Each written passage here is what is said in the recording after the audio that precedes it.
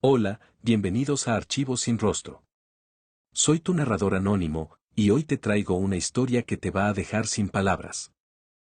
Esta es una de esas historias que comienzan con una vida cotidiana, pero se convierten en un torbellino de emociones, decisiones impulsivas y consecuencias que nadie pudo prever. Vamos a meternos en la piel de Kyle, una chica de 19 años que vive en Estados Unidos, pero cuya vida da un giro inesperado por una acción que pensó que sería solo una broma, así que ponte cómodo, dale like. Suscríbete y activa la campanita para no perderte ningún archivo. Empecemos. Me llamo Kyle, tengo 19 años, y vivo en un suburbio tranquilo de Columbus, Ohio, en una casa de 2 pisos que siempre huele a comida casera, aunque a veces también a productos de limpieza. Soy estadounidense, nacida aquí, algo de lo que siempre me he sentido un poco orgullosa, no voy a mentir. Mis padres, Rosa y Carlos, y mis 2 hermanos mayores, Daniel y Miguel, nacieron en Honduras. Llegaron a Estados Unidos mucho antes de que yo naciera, cuando Daniel tenía 8 años y Miguel 6. Nunca hablamos mucho de cómo vinieron o por qué, pero siempre supe que su situación migratoria no era del todo regular. Papá a veces mencionaba cosas como mantener un perfil bajo o no meterse en problemas, pero yo no le daba mucha importancia. Al fin y al cabo, yo era ciudadana, ¿qué me iba a pasar a mí? Mi vida era, digamos, bastante relajada.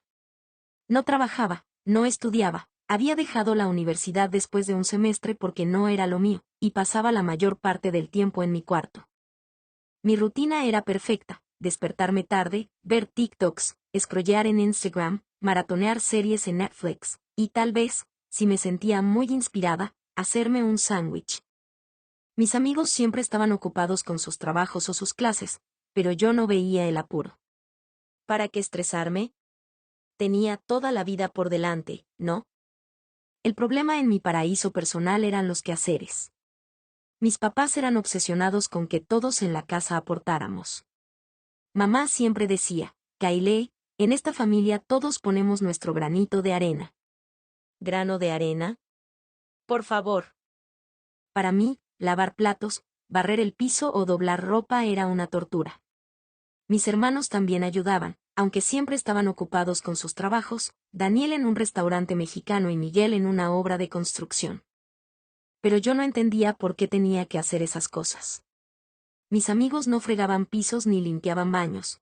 Ellos salían a fiestas, subían fotos a Snapchat, vivían la vida. Yo, en cambio, estaba atrapada en casa con una escoba en la mano.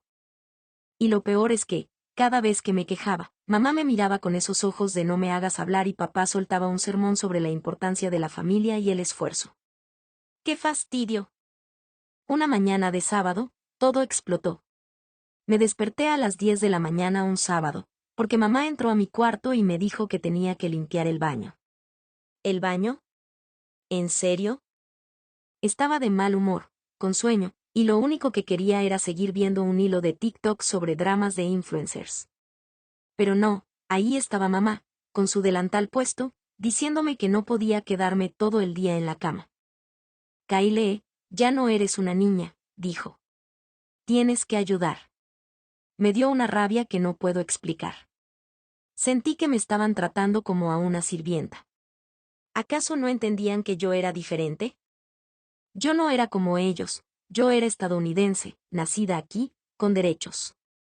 No debería estar limpiando baños como si fuera una empleada.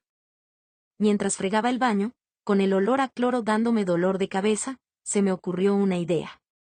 Fue como una chispa en mi cerebro, una mezcla de enojo y, no sé, creatividad. Pensé, ¿y si les doy una lección?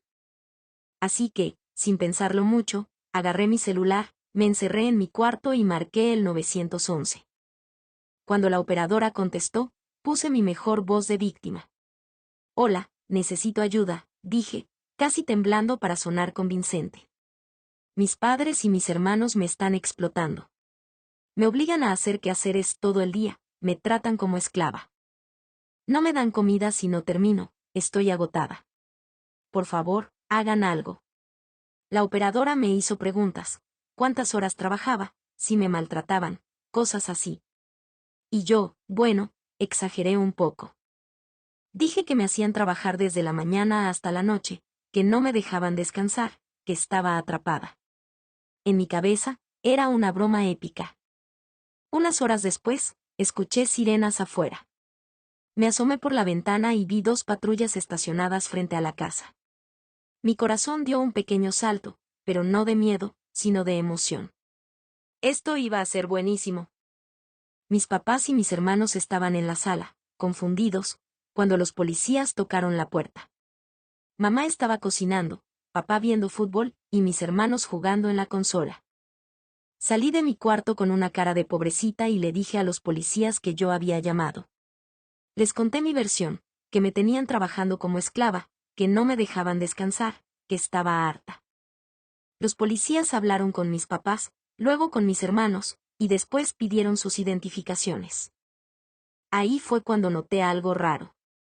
Mamá se puso pálida, papá empezó a hablar rápido en español, y mis hermanos me miraron como si quisieran estrangularme. Daniel incluso susurró, «Kyle, ¿qué hiciste?» No entendí por qué estaban tan nerviosos. Pensé que era parte del drama, que los policías solo estaban haciendo su trabajo. Pero entonces, uno de los oficiales dijo, «Vamos a tener que llevarlos a la estación para verificar su estatus». ¿Estatus? No entendí de qué hablaba, pero vi cómo esposaban a mis papás y a mis hermanos y los subían a las patrullas. Mamá me miró con una mezcla de tristeza y decepción que me hizo sentir un nudo en el estómago, pero todavía pensé, esto es temporal. Lo soltarán en unas horas. Me senté en el sofá, puse Netflix y me reí pensando en cómo les contaría esto a mis amigos. Llamé a la poli y se llevaron a mi familia. Era la mejor broma del mundo. Pero pasaron las horas, y nadie regresó. Esa noche, la casa estaba más silenciosa de lo normal. Intenté no preocuparme, me dije que todo estaría bien, que solo era cuestión de tiempo. Al día siguiente, tocaron la puerta. Eran 2 oficiales diferentes, y esta vez no venían con mi familia. Uno de ellos, un hombre mayor con cara seria, me dijo, «Señorita, necesitamos hablar con usted. Sus padres y sus hermanos están bajo custodia de las autoridades de inmigración. No tienen documentación legal para estar en este país, y se ha iniciado un proceso de deportación». ¿Deportación? La palabra me golpeó como un martillo. No, no, no, esto no podía estar pasando. Corrí a mi cuarto, agarré mi celular e intenté explicarles que todo era una broma, que no quería que los deportaran, que solo estaba molesta por los quehaceres. Pero el policía me miró como si yo fuera una niña tonta. «Señorita, usted hizo una denuncia seria. Esto tiene consecuencias legales. No es algo que podamos deshacer». Intenté discutir, gritar, incluso lloré, pero no sirvió de nada. Me dieron un número de teléfono para contactar a las autoridades de inmigración, pero cuando llamé, solo me pasaron de un departamento a otro. Los días siguientes fueron un infierno. La casa, que antes me parecía una prisión, ahora se sentía como un mausoleo. No había nadie cocinando, nadie gritándome que limpiara, nadie riendo o discutiendo. Estaba sola. Fui a la estación de policía, hablé con abogados, busqué en internet qué podía hacer, pero todo me llevaba al mismo lugar. Mis papás y mis hermanos estaban en un centro de detención, y el proceso de deportación ya estaba en marcha. Una semana después, recibí una llamada. Era un oficial de inmigración. Me dijo que mis padres y hermanos serían enviados a Honduras en los próximos días. Intenté preguntar si podía hablar con ellos, pero me dijeron que no era posible. El día que los deportaron, me quedé en casa, mirando por la ventana, esperando un milagro que nunca llegó. Me enteré por un correo electrónico que ya estaban en Honduras, en una ciudad que ni siquiera conocía bien porque nunca había ido. Intenté contactarlos, pero no tenían teléfonos nuevos todavía. No sabía cómo estaban, si tenían dónde vivir, si me odiaban. La culpa me comía viva. Cada vez que veía los platos sucios en la cocina o el polvo en el piso, recordaba las veces que me quejé de los quehaceres. Ahora, tenía que hacer todo yo, pero no era lo mismo. Cada tarea me recordaba a ellos, las tortillas de mamá, los chistes malos de papá, Las peleas tontas con mis hermanos por el control remoto. Pasaron semanas, y finalmente logré hablar con mamá por una videollamada. Estaba en una casa pequeña, con paredes de cemento y un ventilador ruidoso de fondo. No me gritó, no me reprochó nada, pero sus ojos decían todo.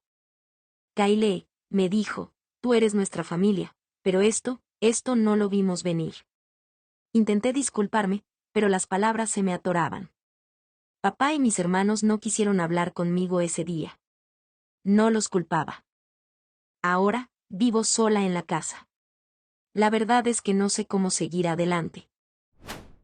Y así termina la historia de Kyle, una chica que, en un momento de frustración, tomó una decisión que cambió su vida y la de su familia para siempre. Esta historia es un recordatorio crudo de cómo nuestras acciones, incluso las que parecen pequeñas o inofensivas, pueden tener consecuencias devastadoras. Kyle no midió el impacto de su broma, no porque fuera mala, sino porque no entendió la gravedad de la situación de su familia. Nos enseña que la inmadurez, el egoísmo y la falta de empatía pueden llevarnos a cometer errores irreparables. Pero también nos invita a reflexionar sobre el valor de la familia. Kyle dio por sentado el amor, el esfuerzo y la presencia de los suyos, y solo cuando los perdió entendió cuánto significaban. ¿Cuántas veces hemos ignorado a las personas que nos rodean porque estamos demasiado ocupados con nuestras propias quejas? Esta historia nos desafía a mirar a nuestro alrededor, a valorar lo que tenemos y a pensar 2 veces antes de actuar por impulso. ¿Qué opinas de Kyle? ¿Crees que fue solo una víctima de su propia inmadurez, o debería cargar con toda la culpa? ¿Has vivido alguna situación en la que una decisión impulsiva cambió todo? Déjame tus pensamientos en los comentarios, y si esta historia te tocó, compártela con alguien que necesite escucharla. No olvides darle like, suscribirte a Archivos sin Rostro y activar la campanita para más historias que te harán pensar y sentir. Gracias por acompañarme hasta aquí. Nos vemos en el próximo archivo. Cuídense.